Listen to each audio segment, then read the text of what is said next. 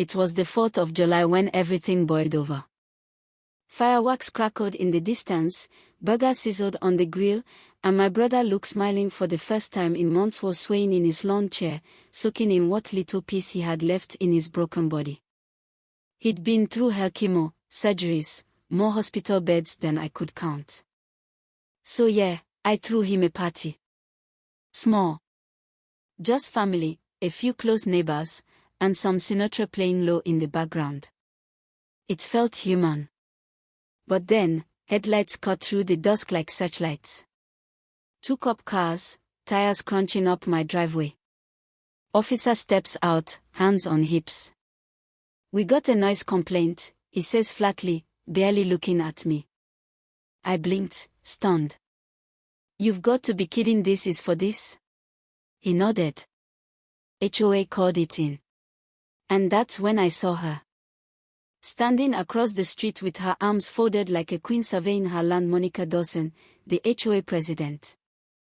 Monica was the kind of woman who looked like she chewed lemons for breakfast and smiled only when she'd find someone. She had a clipboard, a dog named Bentley that looked like it hated her, and a god complex the size of Texas. We'd had our run-ins before starting small. A fine for leaving my garbage cans out too long. Then a warning for a decorative hazard a watering can Luke had painted as therapy. But this was war. See, we moved into this neighborhood to give Luke peace, after years of bouncing between sterile hospital rooms. The house wasn't much, but it had a garden he loved and enough quiet for him to breathe. At first, things were fine. Then Monica got elected HOA president, and it was like she'd been handed a scepter and a dungeon. She came knocking that first week with a fake smile and a folder thicker than a Bible. "Just making sure everyone's in compliance," she chirped. "We're big on community standards." "Yeah, sure. Standards like charging Mr. Alvarez $100 for a bird feeder that didn't match the earth tone aesthetic. Or making the marshals repaint their door 3 times because the shade of blue was emotionally aggressive. But what she did to Luke. That was the line.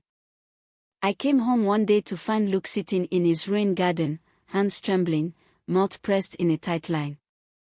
The tulips he'd planted were gone, ripped out. The bench he'd built from old bamboo, broken and tossed to the side like trash. "They said it violated drainage rules," he mumbled. "No notice. Just showed up and tore it out."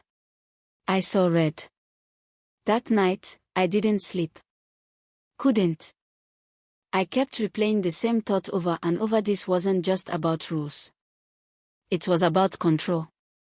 About someone who got a taste of power and decided to play God. And I wasn't about to sit back and watch her dismantle what little life Luke had left. Now, I'm not some vigilante. I'm an accountante forensic one. I dig into books, follow money trails, sniff out fraud. So, I did what I do best. I requested the HOA's financial disclosures, citing state statute. Monica stalled, gave excuses. "Under review," she said.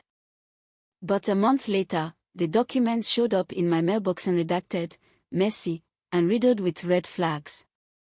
Every month, $300 went to a company called Cloverfield Maintenance LLC. No physical address. No invoice numbers. Just a check. Every month. For 3 years. That's over 10 grand to a ghost. I ran the name through databases, matched it to a dormant LLC registered under a dead PO box. The bank account receiving the funds belonged to none other than the HOA treasurer, Cheryl Vaughn. It didn't take long to piece it together. Cheryl had been quietly siphoning funds, and Monica was covering for Hira, blackmailing her. Either way, it stunk. I reached out to Cheryl anonymously. Left a note in her mailbox, "I know about Cloverfield. Meet me at the dog park at 6 p.m. if you want out." She showed up. Pale, shaking, like she hadn't slept in days. She said if I didn't go along with it, she'd put a lien on my house, Cheryl whispered. Said she had connections at the title office. She's done it to others. The Carters, the Goldsteins. Look around, those homes didn't sell because people wanted to live. They were forced out. Threatened, fined, buried in legal fees. What Monica had built wasn't a neighborhood, it was a racket. A hostile real estate takeover dressed up as community enforcement.